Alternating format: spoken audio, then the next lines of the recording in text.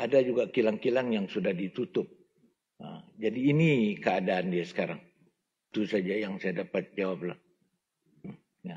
Datuk Speaker, Datuk Yang Amat Berhormat, tentang persoalan saya 32,290 hektar lesen pembalakan dari 23 hingga November 24.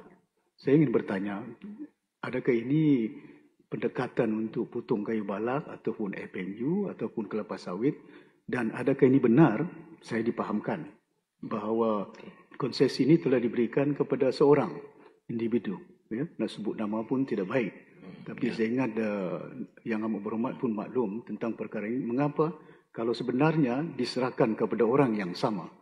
Orang itu juga telah memiliki konsesi hampir 100,000 hektar tanah dalam jangka masa 100 tahun. Mengapa perkara ini dilakukan di sepanjang waktu itu? Kenapa tidak beri kepada Yayasan Sabah supaya kita boleh membantu anak-anak kita dalam bidang persekolahan? Jadi untuk itu jawab soalan daripada ahli daripada Sinalang, saya cek nanti. Saya sendiri pun tidak tahu kedudukan sebenarnya ini. Jadi selepas saya nanti cek, nanti saya akan beritahulah secara bertulis. Minta izin Datuk YB, Datuk Speaker, berkaitan dengan soalan kapal barge yang mengangkat sekarang kita ketahui sebagai eucalyptus.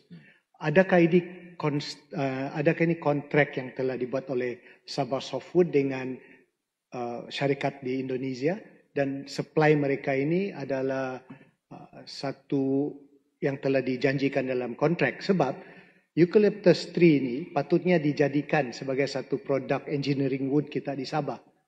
Kenapakah kita tidak buat sendiri, maka kita hantar kepada Indonesia, unless ada kontrak dengan Indonesia? Terima kasih. Terima kasih.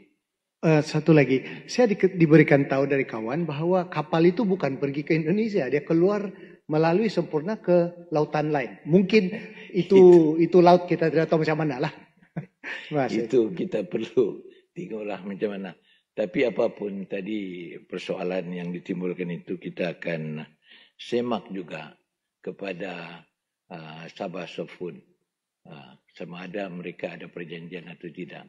Saya tidak dapat menjawab secara tepat di dalam dewan ini.